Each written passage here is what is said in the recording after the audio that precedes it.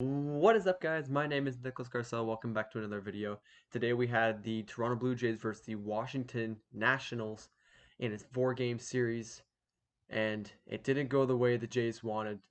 And let me just leave it at that for the rest of the explanation. The Blue Jays started off the series with a 2-0 series lead, then went on to blow it and tie the series 2-2 apiece. What some people might think is a good thing for the Blue Jays, considering the Washington Nationals are the World Series champions.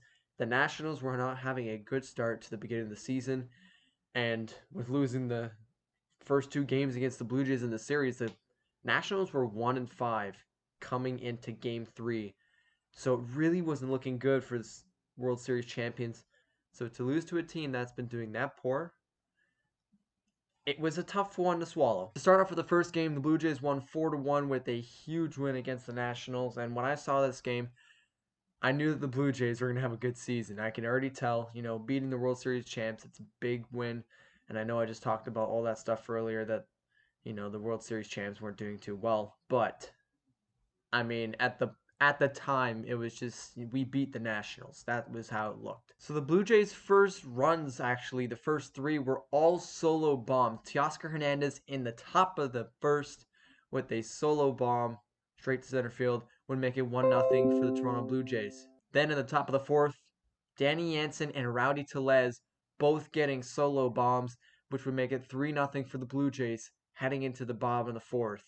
Now Trent Thornton went on to have a pretty good game, pitching 4 innings and being taken out in the bottom of the 4th. He allowed 8 hits, had 3 strikeouts, and honestly, pretty solid for a 5th rotation player. Not bad, Trent Thornton. Not bad. I apologize. Trent Thornton was a 4th rotation player. I said 5th. Basically because Nate Pearson will top up Trent Thornton in the rest of the year, but we'll get to that a little bit later. The bullpen would bail out Trent Thornton after that 4th inning, and then Teoscar Hernandez getting another run for the Blue Jays to win it 4-1. Getting the win for the Toronto Blue Jays was Ryan Baruchki and Anibal Sanchez getting the loss for the Washington Nationals, and of course, Anthony Bass getting the save for the Toronto Blue Jays. We enter the second game now, where the Blue Jays won 5-1 over the Washington Nationals, winning their 2nd game in a row against the Nationals. We would see a quiet first inning, but then have Guerrero Jr. homer to left field on a 1-1 count, a huge bomb for the Blue Jays, and Guerrero Jr. finally getting his big home run. However, in the bottom of the 3rd, that would be extinguished by the Washington Nationals, who would grab themselves a run. But then again, Blue Jays come right back at the Nationals' throats. In the top of the 4th, Gurriel Jr. were homer to center field, and that would make a 2-1 lead for the Toronto Blue Jays. But Teoscar Hernandez would single to left, and this would help drive in another run to make it 3-1 for the Toronto Blue Jays. Not fully in control yet, but that's where the top of the 8th came into play. In the top of the 8th, Rowdy Tellez would single to right field, scoring Teoscar Hernandez and Kevin Biggio, and that is all she wrote for this game between the Toronto Blue Jays and the Washington Nationals. Tanner Roark would end up with the win for this one, as he's been a pretty good young pickup, Tanner Roark, and he's done a really good job for the Blue Jays so far, grabbing his first win of the year. And of course, Austin Voth grabbing his first loss of the year for the Washington Nationals. Then we get to Game 3. Nate Pearson.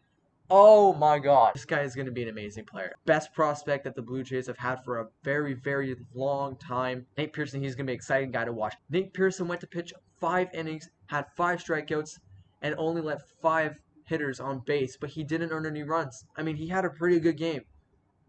The only problem is he was up against one of the best legendary pitchers and one of the reasons the Nationals won the World Series. And we all know where this game ended. In the top of the 10th, the Washington Nationals took over. Yamaguchi grabbing his 2nd loss of the year, not looking like a good prospect from Japan, but let's give him time.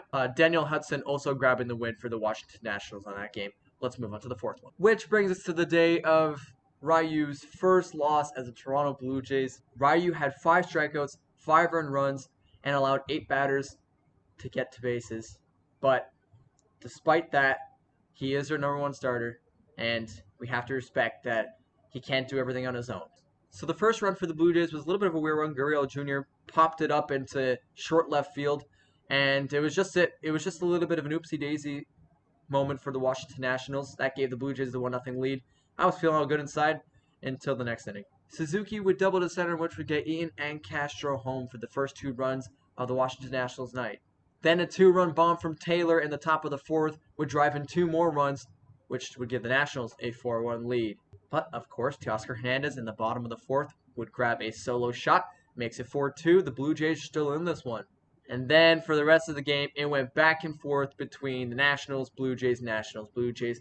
Top of the 5th for the Nationals, bottom of the 7th for the Blue Jays, top of the 8th for Nationals, and then the bottom of the 8th for the Toronto Blue Jays. The score would end 6-4, and the Jays would tie the series 2-2, and that's all she wrote. Now for the next series, they actually won't be versing the Philadelphia Phillies. The Philadelphia Phillies had 3 cases of COVID in their vicinity of their team, and one of them is one of the players, one of them is a coach, and the other, I believe, is a trainer.